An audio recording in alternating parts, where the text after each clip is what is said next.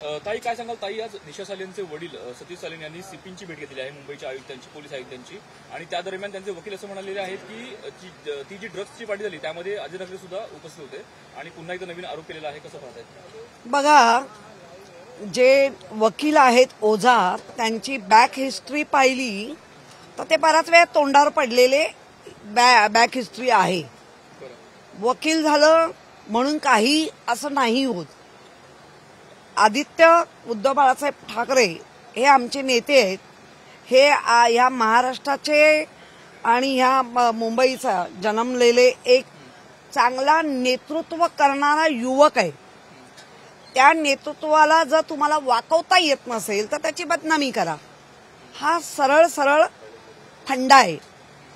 आमचंही तेच म्हणणं आहे की पुरावे आहेत.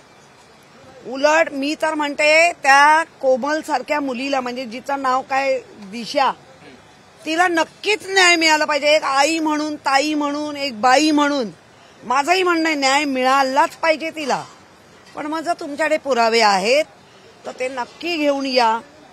आणि आदित्य साहेबांनी तर नेहमीच सांगितलंय की असे कचऱ्यासारखे तुम्ही आरोप कराल त्यांना मी भाव नाही देत. तुमच्याकडे पुरावे आहेत, आणा, सिद्ध करा आणि एकदाचा काय तो सिलसिला मिटवा.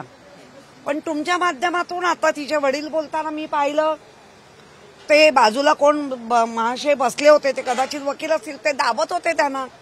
पण उत्स्फूर्त त्यांनी सांगितलं की माझ्यावर कोणाचाही दबाव नाही, आमच्याकडे कोणतेही पुरावे नाहीत. आत्ता आम्हाला ह्यांच्या माध्यमातून, ह्यांच्या म्हणजे ते बाजूला कोण बसले आहेत महाशय, त्यांच्या माध्यमातून कळतं आहे. तर आमचंही म्हणणं आहे दिशा सालियन जी मुलगी हाकणात काय जी गेली आहे ती मी एक आई, ताई, बाई म्हणून म्हणेन तिला न्याय नक्की मिळाला पाहिजे.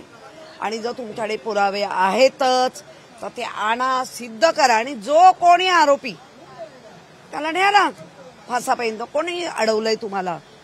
पण कारण नसताना दर वर्षांनी 6 महिन्यांनी त्याला ऊत आणायचा, नंतर बदनामी करायची, आणि बदनामी होते म्हणून आदित्य घाबरतील.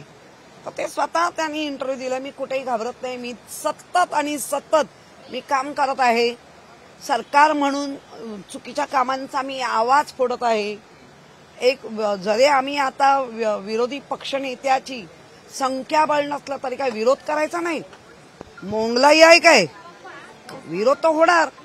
ज्या गोष्टी पटत नाही, ज्या गोष्टी चांगल्या आहेत, मग ज्या माननीय मुख्यमंत्री फडणवीस साहेब जे चांगलं करतायत त्यालाही आदित्य सपोर्ट करतात, आम्ही करतो सपोर्ट. पण जे चुकीचं आहे, जे आजूबाजूचं काय चुकीचं घडतंय ते म्हणायचं नाही का?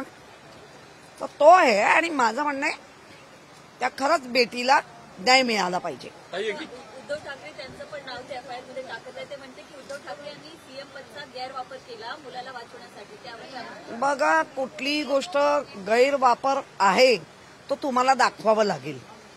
त्यांचा महाराष्ट्र पोलिसांवर विश्वास नाही, त्यांचा मुंबई पोलिसांवर विश्वास नाही, म्हणजे ज्या महाराष्ट्रात राहणार, ज्या मुंबईत राहणार त्या पोलिसांवर विश्वास नाही.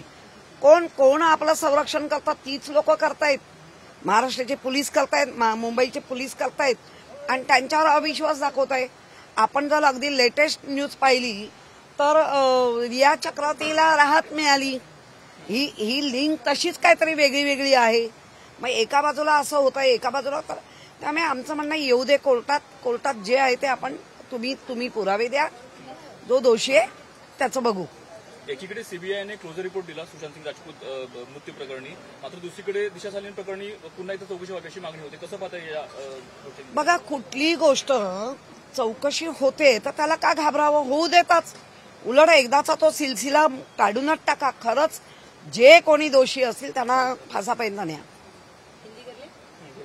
आपका भी नाम एफआईआर में लिखा जा रहा है, उद्धव ठाकरे का भी अब जिक्र करें, इस पूरे मामले पर क्या कहेंगे? लगातार आरोपी बनाए। देखो, मैंने जो मुंबई महानगर पालिका का मुंबई की मेयर बन के मैंने जो काम किया है, कोविड काल में काम किया है, तो ऐसा एक सामान्य चेहरा जिसको फेस बोलते हैं, तो उसको बदनाम करना ही है.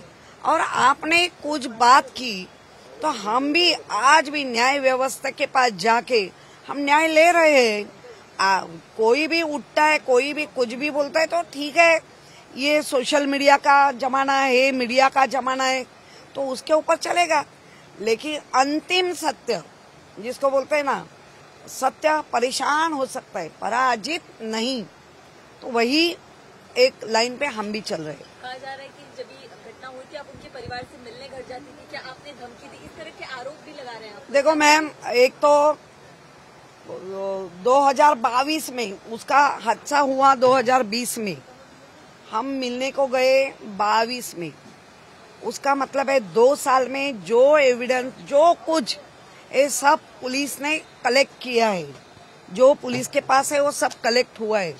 अभी वो भी जाने का वजह, बार बार वो महापालिका के ऑफिस में आते थे, मेरे वाइफ बहुत कंडीशन खराब है, आप लोगों की हेल्प चाहिए, और मैं अकेली नहीं गई थी, पूरा मीडिया था मेरे साथ।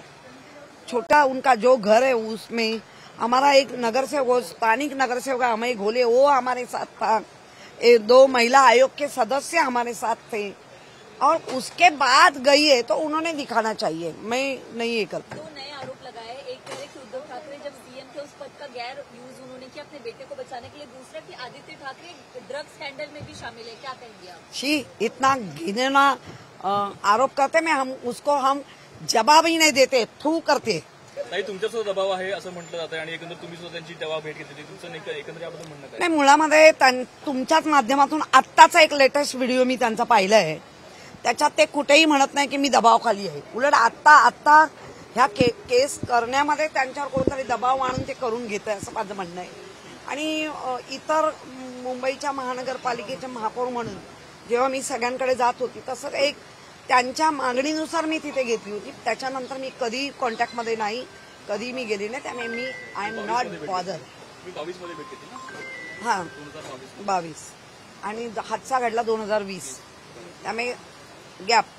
बरं ताई, एक वेगळा विषय, कुणाल कामरा सध्या त्याचं गाणं जे आहे त्याच्यावरनं सत्ताधारी पक्ष अनेक टीका करत आहेत, आणि त्यांनी अजून एक गाणं ट्विट केलेलं आहे, हम होंगे कामयाब, या गाण्याचं विडंबना कर कुठेतरी हम होंगे कंगाल असं पुण्याचं सरकार टीका करत त्यांनी गाणं बनवलंय, कसं पाहतं? मी ना मुळात हे विडंबन गाणं आहे, अतिशय त्यांनी आधी खूप काही विडंबना केलेली आहे आणि त्यांनी कोणाचं नाव नाही घेतलं। मला असं वाटतं उलट जे घडलंय ते रॉंग घडलंय, ते ज्याला म्हणतो ना अगदी इझिली घ्यायला पाहिजे होतं, तुमचं नाव नाही, काही नाही, म्हणजे ह्याचा अर्थ तो जे म्हणाला ते सत्य आहे असं तुमच्या मनाला वाटतंय का? म्हणजे ज्या कार्यकर्त्यांनी काय जे केलंय त्यांना असं वाटतंय का ती घडलेली घटना ह्या लावून घेतलेल्या कामराणी काय कुणाल कामराणी जे म्हटलंय ते सत्य आहे आणि त्याच्यासाठी आम्हाला विरोध, असं चाललं असेल तर आमचं काय म्हणणं असणार? तो विडंबन करतोय, तो कॉमेडी ऍक्टर आहे, स्टँडअप कॉमेडी ऍक्टर आहे, त्या कॉमेडी ऍक्टरवर त्याचं पोट चालतं, त्यांनी अनेक जणांवर केलंय। मी कामराला ओळखत नव्हती, ह्यामुळे आम्ही घराघरात अगदी स्लम पासून हाय सोसायटी पर्यंत कामरा कळले। ताई, आपण पण एक भूमिका घेतली होती जेव्हा आरजे मलिष्काने गड्ड्यावर सॉन्ग केला होता, तेव्हा जर आपण तिथे पण केलं तर यावर काय म्हणणार? तेव्हा असं चाललं आणि आता तेव्हा आम्ही त्याच विडंबनाने तिला विडंबन गाणं देऊन आम्ही हे केलं होतं ना, आम्ही पण त्याच विडंबनाने केलं होतं ना, त्यामुळे समजू शकते, म्हणून इझिली घ्या। आम्ही सांगितलं ना, अरे तुमचा मुंबईवर भरोसा आहे काय वगैरे, मी गाणं केलं होतं, त्यामुळे स्पोर्टिंगली घेतलं पाहिजे।